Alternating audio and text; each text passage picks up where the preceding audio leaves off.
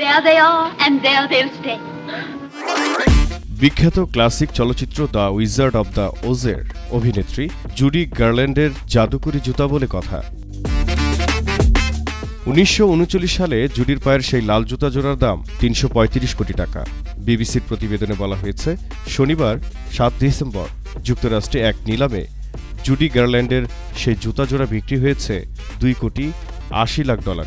বাংলাদেশি মুদ্রায় তা দাঁড়িয়েছে 334 কোটি 97 লাখ 80 হাজার টাকার সমান। দ্য উইজার্ড অব দ্য অজ চলচ্চিত্রটিতে ব্যবহৃত জুতোগুলোর মধ্যে যে 4 জোড়া এখনও টিকে আছে, সেগুলোর মধ্যে 1 জোড়ার নিলামে তোলা হয়। সংগ্রাহক মাইকেলস এই জুতা জোড়া মিনসোটার গ্র্যান্ড র্যাপিডসে অবস্থিত জুডি গার্ল্যান্ড মিউজিয়ামে ধার দিয়েছিলেন। সেখান থেকে 2005 সালে এটি চুরি হয়ে যায়। পেশাদার চোর টেরি জন মার্টিন হাতুড়ি দিয়ে কাচের বাক্স ভেঙে জুতা চুরি করেন। তার ধারণা ছিল $10 লাখ বিমা করা এই জুতা জোড়া আসল রত্ন দিয়ে বানানো। প্রায় 1 মাস আগে অনলাইনে নিলাম শুরু হয়, যেখানে সেই জুতোর দাম $30 লাখ পর্যন্ত উঠবে বলে আশা করা হয়েছিল। কিন্তু পরে দেখা যায় ধারণার চেয়ে অনেক বেশি দামে বিকিয়েছে এটি। নিলামকারী প্রতিষ্ঠান হেরিটেজ অকশন এই জুতা জোড়াকে হলিউড স্মৃতিচিহ্নের হলি গ্রেইল বলে উল্লেখ করেছে। তারা জানায় এটি সিনেমার ইতিহাসে সর্বোচ্চ মূল্যে বিক্রি হওয়া স্মারক।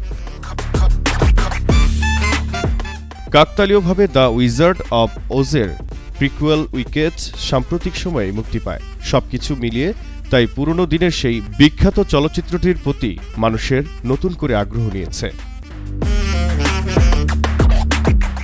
1939 সালের ক্লাসিক চলচ্চিত্র দ্য উইজার্ড অব ওজে ডরথি চরিত্রে অভিনয় করার সময় জুডি গার্ল্যান্ডের বয়স ছিল মাত্র 16 বছর।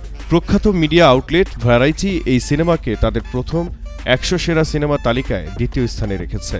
1900 সালে ছোটদের জন্য লেখা প্রাঙ্ক বমের বই দ্য ওয়ান্ডারফুল উইজার্ড অব অজ অবলম্বনে নির্মিত হয় চলচ্চিত্রটি। বইতে ডরথির জাদুকরি জুতা রূপার ছিল, কিন্তু চলচ্চিত্র নির্মাতা জুতাগুলোকে লাল রঙে বদলে নেন। রুবির জুতা বা রুবি স্লিপার্স বলে পরিচয় করে দেয়া হলেও মূলত এটি চমকি খচিত। মজার বিষয় হলো, চোর যখন গোপন বিক্রেতার কাছে এগুলো বিক্রি করতে যান, তখন জানতে পারেন জুতায় রত্ন নেই, বরং কাঁচ ও চুমকি ব্যবহার করা হয়েছে। তাই হতাশ হয়ে তিনি জুতাগুলো অন্য একজনকে দিয়ে দেন। এরপর দীর্ঘ 13 বছর এর কোনো হদিস ছিল না। অবশেষে 2018 সালে FBI একটি বিশেষ অভিযানে এই জুতা জোড়া উদ্ধার করে। এদিকে 70-এর কাছাকাছি বয়সী হুইলচেয়ারে চলাচল করা টেরি জন মার্টিন 2023 সালে এই জুতা চুরির দায় স্বীকার করেন। জহিরুল ইসলাম জহির, এশিয়ান পোস্ট।